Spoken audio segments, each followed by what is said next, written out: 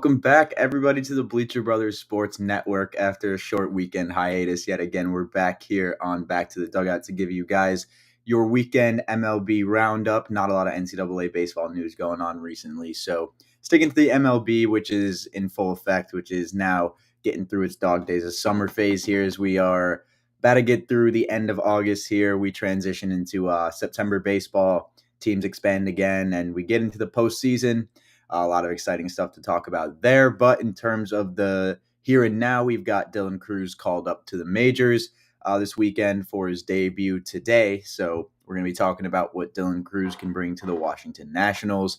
Then we've got a lot of other news in terms of just milestones to talk about. Aaron Judge may hit 63 home runs or more this season. Shohei Ohtani joined the 40-40 club. He became the fastest player to ever do that, the sixth person into the 40-40 club. We'll talk about that in a later part of this show.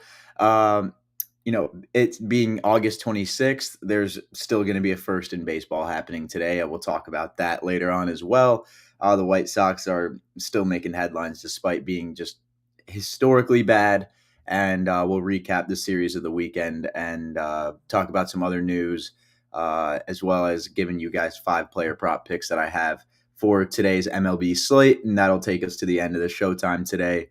But first, I want to talk about Dylan Cruz and what he can do for the Washington Nationals. So a lot of people knew Dylan Cruz coming out of college. If you watched that LSU Tigers team back in 2023 that had him, Paul Skeens, Trey Morgan, Tommy White, a bunch of future who will be big leaguers on that roster. You knew all about Dylan Cruz. In 2023, that year, he won the Golden Spikes Award, as well as just showed to be one of the biggest offensive threats we've ever seen at the college baseball level. He got chosen number 2 overall by the Washington Nationals in the 2023 MLB draft, signed a huge signing bonus for them, and then it was thought that Cruz may not take that long to come up to the MLB. So this call up here on August 26th is really not all that surprising. If anything, it was expected.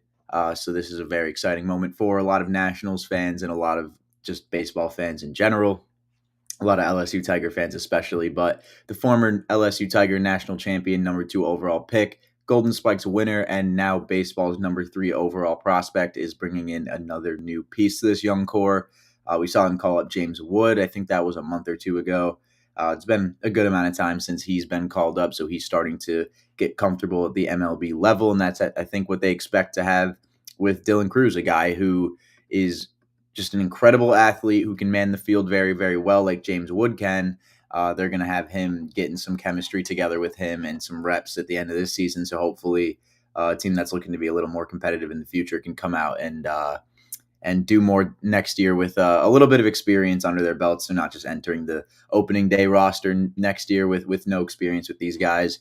Cruz will have at least a month of big league reps under his belt. But talking about what else he could bring to just the Nationals, I mean, I've talked about the accolades he has already, the things that he's won in college, the praise he's gotten as a prospect. But in terms of what he can actually bring, tools-wise, he's a very toolsy player. I think that's pretty well known.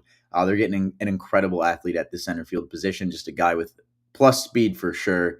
60 graded run tool from MLB Pipeline. He covers the outfield very, very nicely with his above average speed. And he did it in a lot of games this season. So he had a big sample size of games in the minor leagues, 99 games in the minor leagues this season. At least by the time that I was recording his stats, Cruz has stolen 25 bases while only being caught stolen 5 times. Showing that he could be a productive base runner at the major league level. I think that's very evident with his base running approach. And as for the plate, I mean, this guy's just an on-base machine. Plain and simple, this guy just gets on base. He hits for just getting on base. It's not even a matter of average at this point for Dylan Cruz. It's just simply a matter of getting that on-base percentage up, and that was something that we saw constantly being stressed in his time at LSU. It just seemed like while it wasn't being talked about, he never hit for an on-base percentage below 453. Now the strikeout to walk ratio, it's become a little bit of a concern. It wasn't at all a concern coming out of college, but no doubt you're going up against better pitchers. You're going to strike out in your first pro season. I have no doubt that approach will improve, especially as far as, Cruz gets a little older. I don't think it's going to be a concern at all. He'll develop and mature amongst big league pitching, and I think that's part of the reason why getting him called up and making his debut now is so important. So he's debuting against the Yankees tonight. It should be a really exciting one. I'm really, really excited to see what he does at the big league level in terms of what he did professionally so far. He's been just extremely consistent across the board. I think he's hit for the same on-base percentage at both AA and AAA.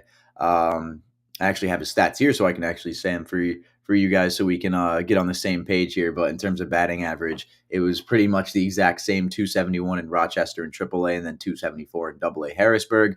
Both a 343 on base percentage, and then a 464 slug in AAA, so slightly better there than his 446 in Harrisburg AA. But they're just getting a pure player in Dylan Cruz, a guy who's just an athlete, who can run the bases, who can field, who can hit for a bit of pop and give you some stolen bases as well. So his minor league stats are a bit different now. Rochester, he's hitting 265, 270. So wrote up those stats a couple days ago when I heard he was getting called up. And since then, the stats haven't taken much of a dip at all. Slug's still over 450. The batting average is still around the 270 range. And then obviously you've got the on-base percentage still pretty similar there. But Dylan Cruz is a phenomenal athlete and deservedly got that number 3 overall prospect position on the MLB Top 100, and now the Nationals top prospect since James Wood got called up. He'll join his top prospect counterpart at the big league level in Nationals Park. And it's going to be a really fun game to watch against the Yankees team backed up by Nestor Cortez tonight on the mound. So we'll see if Cruz is able to tally a hit or two, which I'll talk about hopefully by the end of the show. But moving on to the AL East, we talked about Dylan Cruz getting called up to play the Yankees. Now we got to transition over to some Yankee news. Aaron Judge on pace for 63 home runs. He hit 3 home runs in the series against Colorado this weekend. He hit, I believe it was 49, 50, and 51. And now they have a 1.5 lead over the division. So Judge has put them in a very good spot. He hit his 49th home run in the series opener. The 10-3 win on Sunday afternoon was a 2 home run game for him, where him, Soto, and Stanton all went back to back. And I thought it was only right that I pulled up the clip, because I haven't pulled up a clip in so long for this show. But I just really wanted to pull this one up. So here we got Judge, we got Soto, Judge, and then Stanton all going back to back in the series closer yesterday against the Colorado Rockies. Just a really fun thing to see. And Soto drives it deep right center field, way back and gone. Goodbye. Number 37 for Soto. What a smash. The Yankees have a 5-3 7th inning lead. Michael, it's another matinee. The Judge and Soto show, right? And that was a bomb there. That hit the back of the bullpen for his 37th of the year. Soto and Judge and Soto, it works. High fly ball, right field. Cave back. He's on the track. He's at the wall. Back to back. He's done it again. A 2-home run day for Judge. Home run number 51. And the Yankees lead. Gone again. Aaron Judge, number 51.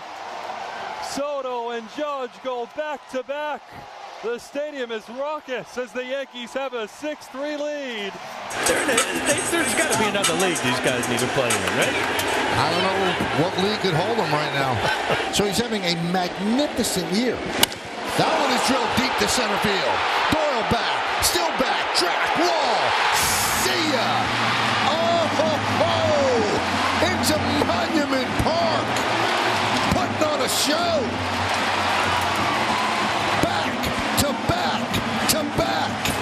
Well, we've talked about what Big G could mean.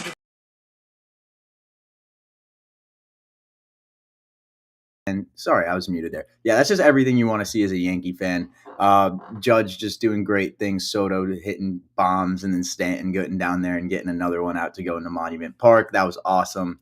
Yeah, I just can't think of anything better than that as a Yankee fan to see.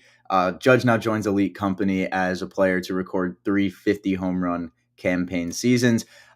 Joins it's now Aaron Judge, Babe Ruth, Alex Rodriguez, Mark McGwire, and Sammy Sosa. So some of the most elite power bats in the entire league across its history. Aaron Judge joins it, and it's only rightfully so. I mean, one of the greatest hitters in our generation, the greatest hitter arguably of all time, Aaron Judge. He's doing some amazing things, and the fact that it's not even just the home run numbers. Everything else he seems to be doing is pretty impressive too.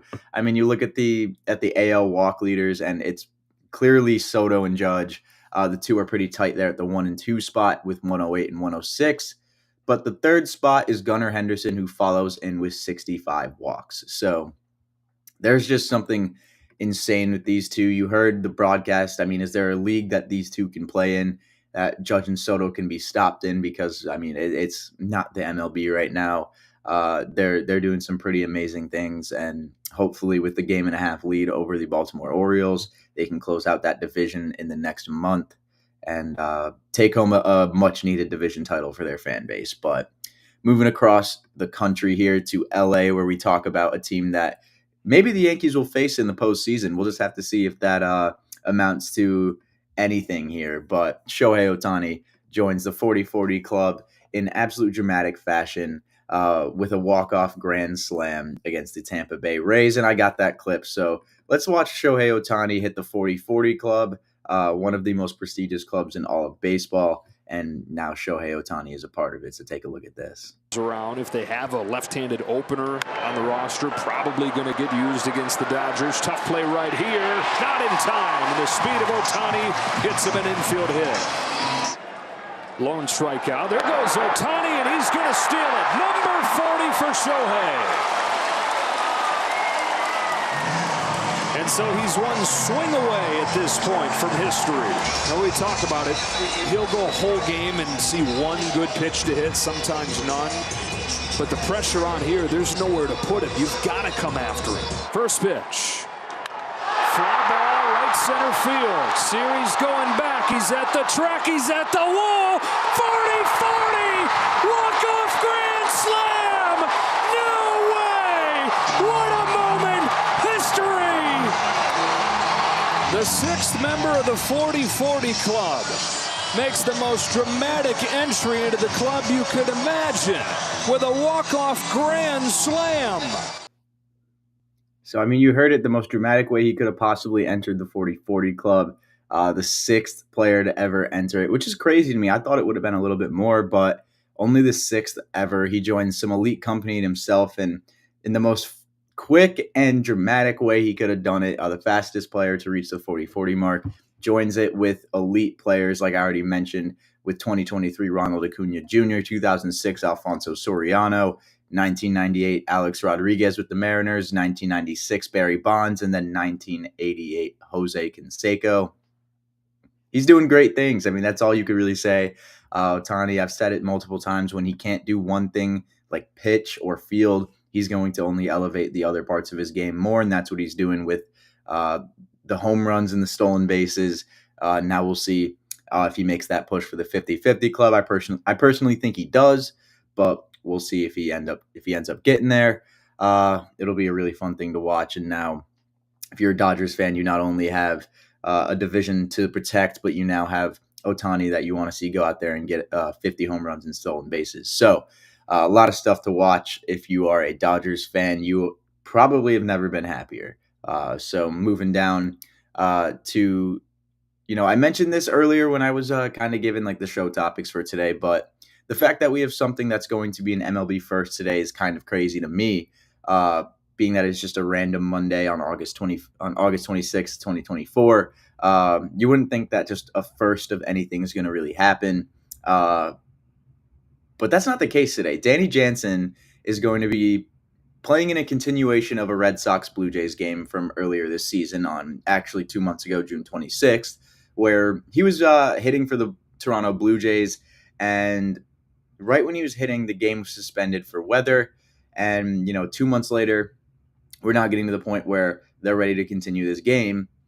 The only issue with that is that Danny Jansen isn't on the Blue Jays anymore. Now, he between that time got traded because, as we all know, the trade deadline has came and gone, and Jansen went from the Blue Jays over to the Red Sox. So now this game that's being continued between the two is going to have Danny Jansen playing on the Red Sox rather than playing where he should have been at the plate for the Toronto Blue Jays. So it's a bit funny. It's a little bit weird. He's now set to play for both teams. He's not obviously playing for the Blue Jays today, but he is going to be playing behind the plate. Or I'm almost positive he's not playing today. As far as I read, I mean, that's what I got out of it. If he was to hit for the Blue Jays and then just change and suit up for the Red Sox, that would seem pretty weird to me. But we know Alex Cora said he's going to be behind the plate there for the Red Sox, so he will technically have played one game with two teams, which is the first time that's ever happening in Major League Baseball history.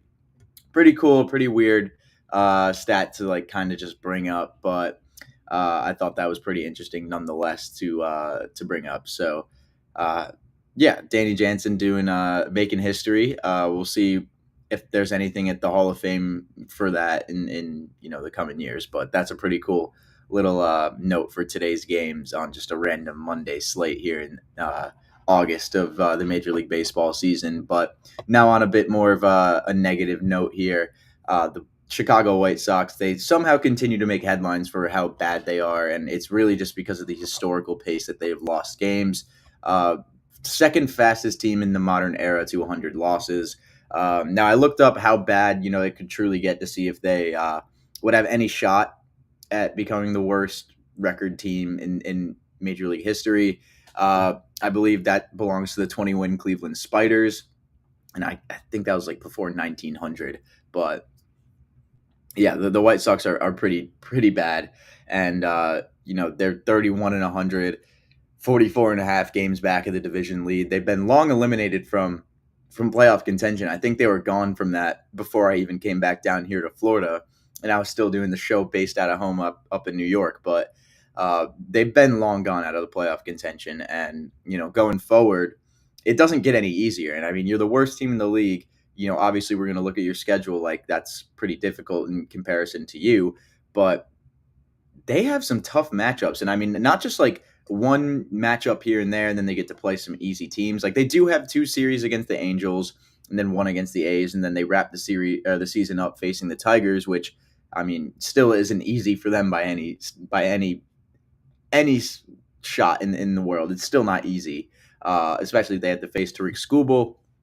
But going forward, they have a really tough stretch where they play 5 straight series that are the Texas Rangers, the New York Mets, the Baltimore Orioles, the Boston Red Sox, and then the Cleveland Guardians. So they play 5 teams that are well above average ball clubs, in my opinion. I don't think that's a very hard to argue point, really. I think we all could agree upon how good those teams are, especially the ones fighting for a wild card spot, like the New York Mets, and then the Baltimore Orioles fighting for a division title. They're going to give the White Sox everything they have, and it's probably not going to end well for them. So I could see the White Sox taking about 18 to 20 more losses this season. They do also have a pretty tough series against the Padres set for September. So we'll see. That's before they end up capping the season off against the Tigers, I believe. So the Padres, depending on how that ends up in a few weeks, they are probably going to really need that series as well. So not a lot of winning that's probably going to come after the Chicago White Sox. If you were a White Sox fan and we're thinking, maybe we could go 500 to end the season off, that would be great. But with the tough stretch series that you guys are about to embark on, and then with the tough kind of random series in September that you have with the Padres, and as well as the Guardians and the Orioles, it's in the Red Sox, it's going to be a really, really tough go at it if you want to try and go 500. And the White Sox know that, and they're probably going to roll over and lose 20 more games. So it's historically bad. It's not Cleveland Spiders bad. That is ridiculously bad. I mean, I don't think they'll be worse than the Philadelphia A's team that I think won 36 games, but they could be. So we'll see. But it's becoming fun to talk about how historically bad this team is. Hopefully they sell all the pieces they can in the offseason, because the fans got to be going crazy. If there are any left, the fans have got to be losing their minds. But let's stay in the AL Central on a more positive note. Let's talk about a team that is fighting for a wild card spot that I picked as my series of the weekend to watch. And let's just recap that real quick before we get into our midway of the show break here. And the series to watch this weekend, if any of you guys remembered, it was the Phillies going into Kauffman to take on the Kansas City Royals. At the time, I believe the Royals were 2.5 games back in the division. Now they still sit at 3 games back, and they're tied with the Minnesota Twins. So didn't cover much ground in that series at all. But game one, it started off on the right side of the win column for the Royals. I mean, Michael Wacha came in and put together another really strong 6-inning outing. Gave up a couple earned runs, but it was good enough to earn the Royals a 7-4 win. 5 spot in that third inning ended up giving them the run total to be able to take that dub. Salvador Perez, Hunter Renfroe doing big things at the plate there, each hitting 2-run shots in that game to put up that 5 spot in the third, which ultimately gave them the win. So solid opening win for them in that series, but unfortunately, that's all that would come for the wins this weekend in Kansas City, as the Phillies just showed why they were the better team. Ranger Suarez got announced for the start on Saturday against Brady Singer, and Singer got shelled for 11 hits. Royals dropped game 2 11-2 as Real Muto hit a pair of home runs in that game. So good to see JT swinging it. He was hurt for a majority of this season so far, and it's really nice to see a veteran catcher like him. You know, we talk about it with Salvador Perez all the time, but for Real Muto to be hitting the ball like that, just to be tagging baseballs is awesome. I love seeing that. But game 3, Colby Allard versus Seth Lugo. I thought we were getting Zach Wheeler and Seth Lugo, so I was personally really excited. Good thing we didn't get Zach Wheeler. I probably would have been really disappointed because I would have wanted to see a pitcher's duel, and we, in fact, didn't get that. Both pitchers got hit pretty hard. Lugo got rocked for 11 hits. So the second straight start from a Royals pitcher in that series where 11 hits were given up. 22 hits given up over the last 2 games, which is not good at all. To state the very brutal obvious, but just not a good way to end the series. While the Royals did get 8 hits out of Colby Allard, they only tallied 3 runs. So when the Phillies rack up 11 runs on those 11 hits, it's really hard to come back and win when you're down by that many runs, obviously. So an 11-3 win for the Philadelphia Phillies to take the series from the Royals. So they took an absolutely huge opportunity from Kansas City there to gain some ground on the Cleveland Guardians in the division. I'm not positive on how the Guardians weekend went, but I mean, that would just have been such a massive series win for the Royals, considering that the Rangers actually ended up losing that series to the Guardians. So, it would have been huge, but unfortunately that's not what happened. So now we're getting into kind of the midway point of the show here. So we're going to quickly bring up one more little bit of news here because I think it's actually really, really pressing. And then we're going to get into our middle of the show break. I'm going to give you guys 5 prop bets, going to talk about one more piece of news from this weekend, and hopefully that'll take us to the end of time. If not, we'll have a little bit of a shorter show time today. Just sometimes how the news in the league goes, but it's all right.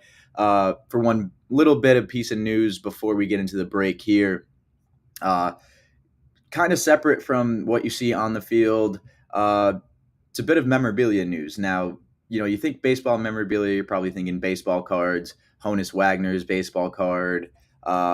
If you know auctions, back in 2022 that Mickey Mantle had a Topps card that ended up getting sold for $12.6 million from 1952. So, baseball memorabilia can rack up a lot of money, but this was something that I didn't really expect to be sold for this much. Now, I thought it would be sold for a pretty penny, but not nearly this much. Babe Ruth's called shot jersey from the 1932 Game 3 World Series. That sold for $24 million in auction. An absolutely unreal asking price and unreal sale of a piece of memorabilia. It's really cool. It brings what is just this kind of, I saw it described as mythical moment. This is a piece of it that, you could look at and say that was part of it. Whether or not you think the called shot happened, that jersey was a part of that moment. And now whoever owns that just shelled out a handsome living for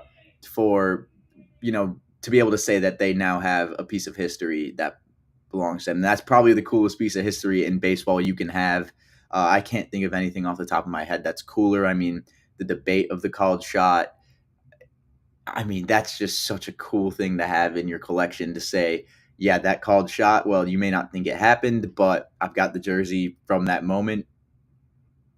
Whether not you think it happens, I now own a part of that moment, which is pretty damn cool to think about.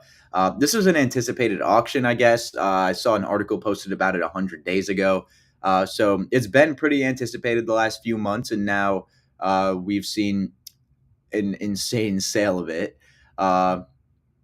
I still can't believe that $24 million. The previous time it was sold, it was really not too long ago, back in 2005, when the jersey was known just to be kind of game worn in the 1932 World Series, but it wasn't exclusively linked to that Game 3 called shot moment at all. So for that reason, the jersey only sold for $940,000, which is not cheap at all for a jersey. Don't get me wrong, but for $24 million, you compare that to the $940,000 that it originally sold for. That's pretty insane to think about. And I brought up that 1952 Mickey Mantle card that was sold, and that sold for $12.6 million. Nearly double that for this Babe Ruth jersey. So an absolutely insane mark to reach if you are someone who keeps track of baseball memorabilia. That's just something that'll probably never get broken. Another baseball record that just will not be broken, most likely. So we're going to take a quick break here. But before I take a break, I want to show you guys what the jersey itself actually looks like. Here's a little picture of it that I've got. I don't know where it looks like Wrigley, but yeah, I'm sure that is. But yeah, so that's the jersey there, standing in the original batter's box of where that all went down. But yeah, just $24 million for that jersey, insane. Insane to think that something like that is worth that much, but that is just the landscape of baseball, sports memorabilia in general. That's crazy. But yeah, again, $24 million for Babe Ruth's called shot jersey. Let me know if you think that's fair or not. Like, I actually want to know that. Do people think that's a fair price? Obviously, it's an auction, so it's a bidding war. But I'm just still baffled at that price. But we're gonna take a quick break here on the Bleacher Brothers Sports Network. When we come back, gonna talk about one of the fastest players in the MLB and what he could bring to his franchise in the coming years, as well as 5 prop bet picks for you guys for today's MLB slate. But I'm going to take a quick break here for a couple minutes, and when I come back, we will get right into the last half of this show.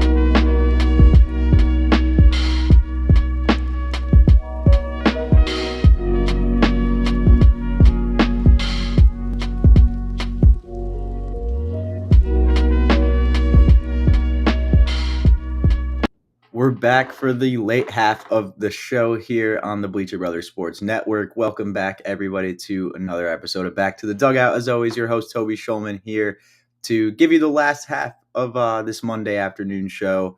But I saw a comment right when I went into break about the Babe Ruth jersey that we were just talking about a few minutes ago, talking about how it just kind of became randomly deemed as the called shot jersey. Apparently, it's just been photo matched by multiple different companies. That caused value to go up, and then obviously you have many people bidding against each other for the jersey. It raises the price of it, but yeah, the called shot jersey from Wrigley Field had been photo matched, and I guess that's how it was multiple companies. Like I don't even know what kind of companies they are really, but they were able to photo match it, and I guess it's been verified. Why that took so long for them to do, I have no idea, but that's just the I guess nature of the called shot jersey. So moving on from that now back to modern day baseball here. But we talk about the advancements in modern day baseball, the records and milestones that people are reaching all the time. One thing we don't really talk about too often, though, are some of these players who are really good at certain attributes of the game and are breaking kind of just records in the most sometimes minor ways, it seems, and then in other times some of the most crazy ways. And one of those crazy ways was Cubs center fielder Pete Crow Armstrong. He's shown why he is one of those toolsiest guys in the MLB if he could put it all together. Against the Miami Marlins this weekend, he put on a show with an inside the park home run that was pretty fast. If you're wondering how fast, it was the fastest in Major League history at a 14.1 home-to-home time. Unless I'm wrong, that's the fastest home-to-home time in Major League history. So I wrote an article about this. I wrote an article about Pete Crow Armstrong over the weekend about what he brings as kind of Chicago's new rising star to the Cubs, I mean, as a whole. But there's glaring issues in his game. So the whole article is kind of just diving into what his issues are in his game and what he's really good at and how he could improve that to become a way more well-rounded player. And, bottom line to me, it was just he needs to lower the strikeouts. His hit tool, it's never been crazy graded coming out of high school in the draft. The Cubs farm system, he was graded a 55 hit tool and then a 50 power tool from MLB Pipeline. So nothing crazy. It's above average, but nothing crazy. The other areas of his game were just too good to keep him any lower in the rankings, which is why if you know the name Pete Crow Armstrong, you probably know him for either that insane bat flip he had earlier this season, or you know him for something he did on the bases or in the field. But he had a short stint in the majors in 2023 with the Cubs where he hit under 200. And since then, it's been a longer sample size of games, but not much different. 90 games this season, and he's hit around 215 this season now. I mean, it's better, but it's not much better. The biggest issue is like I mentioned, bottom line, it's that strikeout to walk ratio. He struck out the time that I wrote that article, he struck out 61 times opposed to only 13. I'm actually going to double check what that number is now just so we can get it kind of on the same page here. But he struck out 64 times and has walked 14. So not much different. Not much different in those numbers from like 3 days ago when I wrote that. But for a player who ranks in the 99th percentile for sprint speed, not getting on and only walking at a 4.4% rate is just absolutely criminal. It's just such a loss of opportunities for runs, not only for the Cubs, but for Crow Armstrong to just manufacture runs for himself. It's just he needs to improve that walk rate, and he'll generate so much more production. His average could stay at like 230, and he could just walk it like at 8% clip or something, and be so much more valuable of a player at the plate, at least. In the field and on the bases, I've talked about it. He's unreal. 96th percentile for arm strength. He's 94th percentile for outs above average. He's hitting at a like 216 clip for 261 on base, and yet he has fielding numbers and base running numbers that are better than a large majority of the people that you see in the league. So I think bottom line, if he could just walk more, that's like, it's not always that simple for a lot of these guys. It's sometimes it's put the ball in the air more, put the ball on the ground more. No, it's literally just walk more if you're Pete Crow Armstrong. Get a guy who could run like that on first base and let him steal second and third. I mean, it's pretty simple to me. I love watching this guy play. I think for as frustrating as he can be at the plate sometimes for a fan to watch, I mean, if he does get on base or if he's able to just get the ball to land into the field, he's able to do some pretty electric things. And I think he showed that in this clip this weekend against the Cubs. So I pulled up against the Marlins, but I pulled up the inside the park home run. I want you guys to see it because it is really something to watch. Pete Crow Armstrong will stand in. And PCA lines one to right, and it's past the outstretched glove of Sanchez. PCA on the move, racing towards third. Are they going to send him? Here he comes! PCA to the plate, and wow! Inside the park home run, Pete Crow Armstrong. Oh, brother, can he absolutely fly? I mean, you see him out of the box, it's nonstop, and the minute that ball gets by Sanchez in the outfield, and good luck, you're not going to see many inside park home runs like that right there, where that ball pretty much stayed close to the outfielder, but they say you can't outrun the baseball. PCA just did. Oh my gosh. So I feel like for anybody else, that's a pretty difficult inside the park home run to get. PCA just showed with his insane sprint speed. You saw like 30 feet per second there. I don't think you could really understand how difficult that is to do. All the praise in the world to Pete Crow Armstrong for being able to do that. If anybody's looking for new young players to keep a tab on to maybe put some stock into over time, that's going to be PCA for me. It's Pete Crow Armstrong, one of my favorite players right now to watch in Major League Baseball. But 20 minutes remaining here on the show, so I want to make sure that I have time to go through all of our prop picks for today. So I was kind of cold on the player props last week. Got it together on the straight bets and hit a few props, but definitely had a lower tier week compared to the weeks in the past. So hopefully this Monday we can get back on the right track here. But I've got 5 picks for you guys today, and once I give them, I guess we'll just call it a day here. But the first pick that I have is going to be in the second game of this Royals and Guardians doubleheader. And partly I just did that just because I wanted to really just get some action in on this game that is going to be so much fun to watch probably. But we talked about the importance of these two teams, where they sit at in the standings right now, with the Guardians being 3 games up on the Royals. This is a really crucial doubleheader for them. And it's even more crucial of a doubleheader for the Guardians to maintain that lead. So having a guy like Steven Kwan out at the plate today, hitting and just giving you guys on base to possibly drive in runs is going to be huge. So I think for that reason, you give me Steven Kwan over 1.5 total bases today. I think Kwan being just one of the purest, best hitters contact-wise in the league, I think that's just a good enough reason in itself to take this play. But he's got pretty good numbers against Alex Marsh, who he's going to be facing today at the plate. 6 at-bats, he has 3 hits, 1 double, 1 triple, and a 1571 OPS. Right now, when I saw that line, I think a couple hours ago, it was plus odds. If it is, I really think you should get it in on that right now. Against Kansas City this season, in like 23 at-bats, I believe he's a 304 hitter. He's been seeing the ball pretty well lately the last 7 days. And it's just an important series. Like I've already said, I can't stress enough how important this series is for the not the New York Yankees, or the Cleveland Guardians. Sorry, my mind's just on the Yankees. But such an important series for the Cleveland Guardians. They really need this one, and they need their all-stars to get them on the right track. So guys like J-Ram, Josh Naylor, David Fry, and obviously Steven Kwan are going to be relied upon very heavily whenever they're playing these tight division rivals like this. And, they're going to need it all out of Steven Kwan tonight against Alex Marsh if they want to pull out a win and keep that division lead. But kind of the first way my mind took was what's going on with the Royals today. What's going on with the Guardians? What can I maybe make a play on? Because it's going to be a pretty fun couple of games to watch today for sure. Ones that's already going down right now. But moving down to my second pick here of the day, and it's been one of my favorite people to tail the entire year.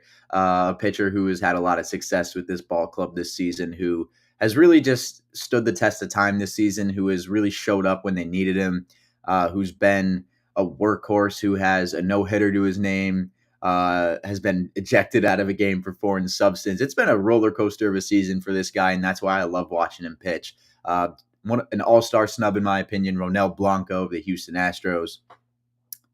They've had an interesting stretch, especially for Blanco, because if I was him, I'd be kind of really annoyed with the way that my starts have lined up the last couple of months, because they went from playing Tampa Bay to playing Boston to starting against Tampa Bay and then starting against Boston again. So I'm sure he's just excited to get out of starting against AL East teams. The Astros are just 10-1 in Blanco's last 11 starts, especially when following a team loss in their previous game. They seem to be even better with Blanco on the mound there, so I expect them to be in more of a position today to want to go for a win and to really want to keep it rolling against a really solid Philadelphia team. And one thing I really look at when I'm looking at pitching props and pitching outs, even hitter props like total bases, hits, runs, RBIs. I'm always looking at things like how many at-bats batters have had against a certain pitcher, large sample size, small sample size, because those are all things that you got to take into account when you're talking about these things. Blanco does not have a large sample size of at-bats against most of these Philadelphia Phillies hitters. I believe a lot of the at-bats or a lot of the just stats that I got in general were, I think, of just like 4 hitters, and they each had 1 at-bat against him. So Blanco has not a lot of stuff that's been seen by Phillies hitters, and I think that's going to be a big advantage for him today. So I really like the over 16.5 pitching outs. I think Houston's going to stay hot. Like I said, it's been an annoying stretch for Blanco, who has seen the same 2 teams in his last 4 starts. That can't be a fun thing to deal with, and naturally your numbers the second time around against that team are probably going to be bad, which I honestly want to just double check, because I knew in terms of just innings pitched wise, Blanco's numbers have kind of been on the lower end, I feel like, recently, but I honestly mainly attribute that just to playing against these 2 teams. But yeah, and they were pretty 2 consistent starts, like an out or an inning apart from each other. So yeah, not too bad. I mean, he's looking to bounce back off of that 5 earned runs against the Red Sox on August 20th. 6 days rest, I think he's got it. 5 days rest, 6 days rest, whatever. I think he's got it. But yeah, he's been a workhorse all year. He's been a pitcher that I've been able to go to a lot when looking at the sports books and looking at the matchups. He's been a guy that's been really consistent for me. I'm going to keep telling him through the year.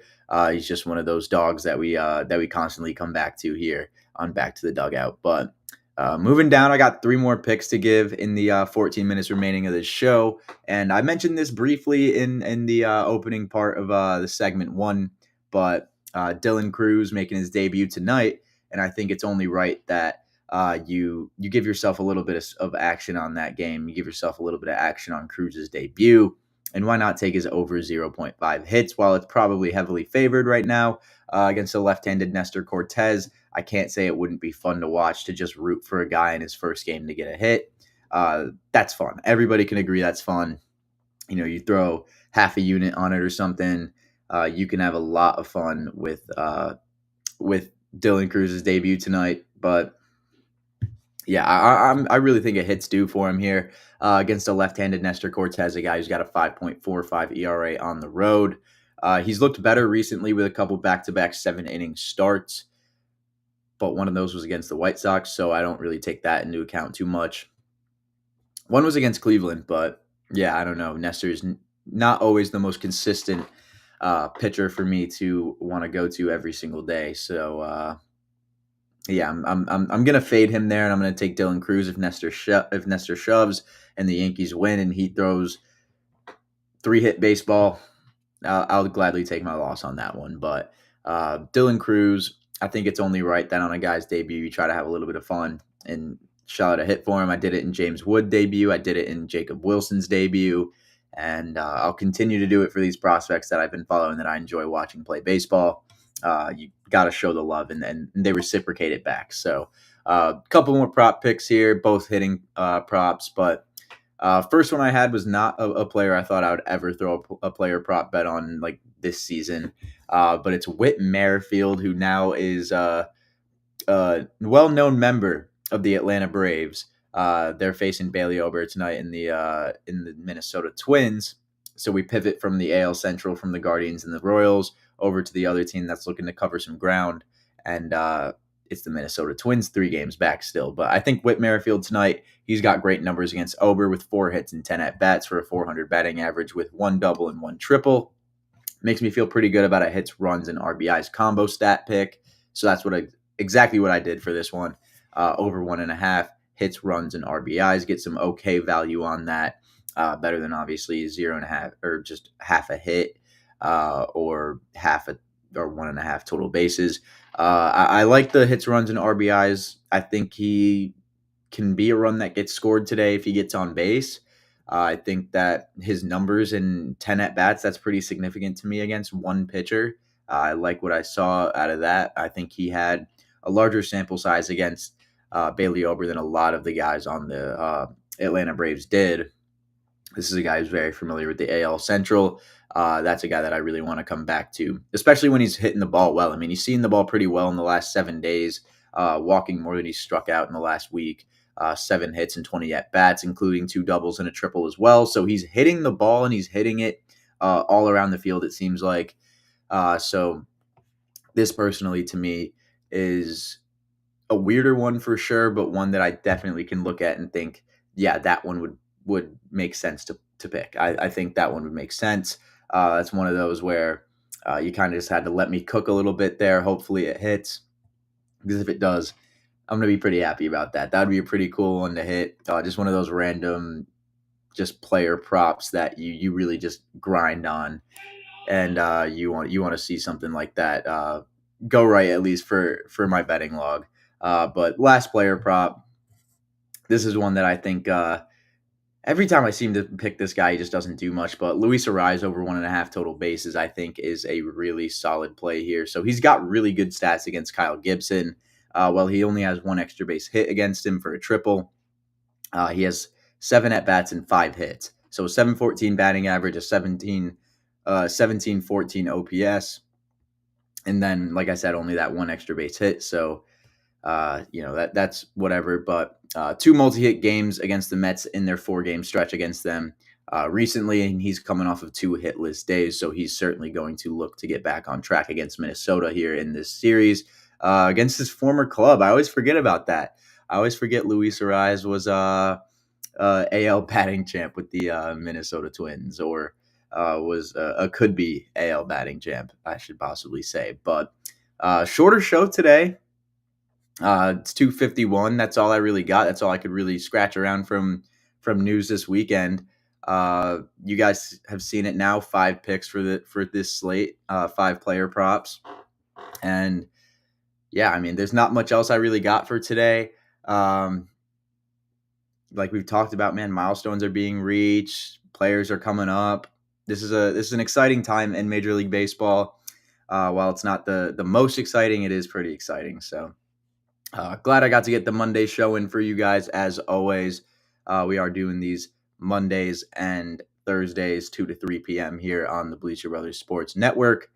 Hoping to maybe possibly have a little bit of a studio built out of the comfort of our own home here, but we'll just have to see about that. Make sure you're tuning into all the guys' stuff as always. The La Stella Report with Robbie La Stella, New Era Prep Nightly with Christian Proscia. Make sure you're tuning into my guys, because they work very, very hard. And without them, we would not have a lot of this stuff here on the Bleacher Brothers Sports Network. But that's all I got out of me today, guys. Go place those bets. Go get your wagers in before a lot of these games start up in a couple hours.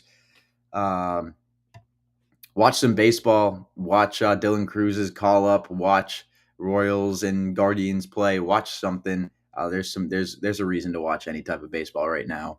Watch PCA play. Watch something. There's just a lot of good stuff going on right now in the world of baseball, and I'm just here to talk about it for you guys. But I'll be back on Thursday to discuss a little bit of what's going on this week, and what's been going on across the league, what's going to be happening this weekend. And that should be it for this week. But yeah, shorter episode today. I do apologize for that, but at least I got to get the 5 picks out to you guys. But yeah, that's pretty much all I got for you guys. Thank you to everybody watching the live, and thank you to everybody that's tuned into the replay.